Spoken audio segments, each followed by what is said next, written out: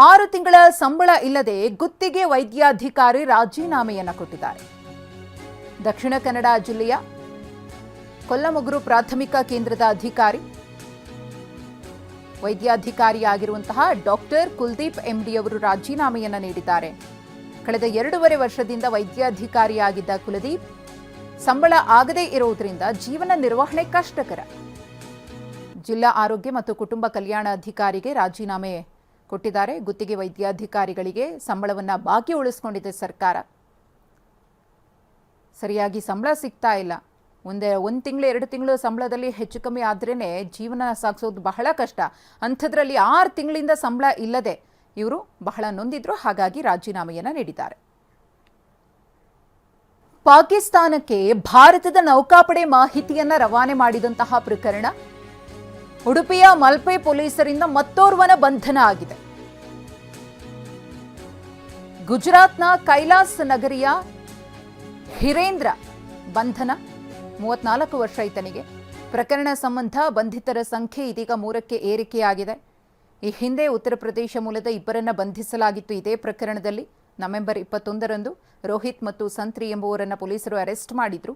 ಮಲ್ಪೆಯ Cochin ship ಯಾರ್ಡ್ನಲ್ಲಿ ಕೆಲಸವನ್ನ ಮಾಡ್ತಾ ಇದ್ರು. 6 ತಿಂಗಳ ಸಂಬಳ ಇಲ್ಲದೆ ಗುತ್ತಿಗೆ ವೈದ್ಯಾಧಿಕಾರಿ ರಾಜೀನಾಮೆಯನ್ನು ಕೊಟ್ಟಿದ್ದಾರೆ. ದಕ್ಷಿಣ ಕನ್ನಡ ಜಿಲ್ಲೆಯ ಕೊಲ್ಲಮುಗುರು ಪ್ರಾಥಮಿಕ ಕೇಂದ್ರದ ಅಧಿಕಾರಿ ವೈದ್ಯಾಧಿಕಾರಿಯಾಗಿರುವಂತಹ ಡಾಕ್ಟರ್ ಕುಲ್ದೀಪ್ ಎಂಡಿ ಅವರು ರಾಜೀನಾಮೆಯನ್ನು ನೀಡಿದ್ದಾರೆ.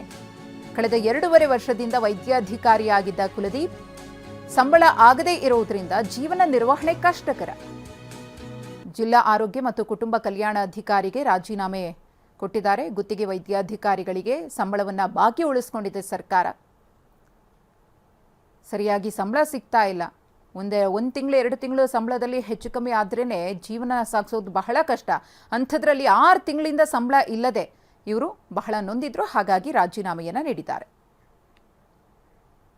ಪಾಕಿಸ್ತಾನಕ್ಕೆ ಭಾರತದ ನೌಕಾಪಡೆ ಮಾಹಿತಿಯನ್ನ ರವಾನೆ ಮಾಡಿದಂತಹ ಪ್ರಕರಣ ಉಡುಪಿಯ ಮಲ್ಪೆ ಪೊಲೀಸರಿಂದ ಮತ್ತೋರ್ವನ ಬಂಧನ ಆಗಿದೆ. ಗುಜರಾತ್ನ ಕೈಲಾಸ್ ನಗರಿಯ ಹಿರೇಂದ್ರ ಬಂಧನ. 34 ವರ್ಷ ಈತನಿಗೆ. ಪ್ರಕರಣ ಸಂಬಂಧ ಬಂಧಿತರ ಸಂಖ್ಯೆ ಇದೀಗ 3ಕ್ಕೆ ಏರಿಕೆಯಾಗಿದೆ. ಈ ಹಿಂದೆ ಉತ್ತರ ಪ್ರದೇಶ ಮೂಲದ ಇಬ್ಬರನ್ನ ಬಂಧಿಸಲಾಗಿತ್ತು. ಇದೇ ಪ್ರಕರಣದಲ್ಲಿ ನವೆಂಬರ್ 21ರಂದು ರೋಹಿತ್ ಮತ್ತು ಸಂತ್ರಿ ಎಂಬುವರನ್ನ ಪೊಲೀಸರು ಅರೆಸ್ಟ್ ಮಾಡಿದ್ರು. ಮಲ್ಪೆಯ ಕೊಚ್ಚಿನ್ ಶಿಪ್ ಯಾರ್ಡ್ನಲ್ಲಿ ಕೆಲಸವನ್ನ ಮಾಡ್ತಾ ಇದ್ರು.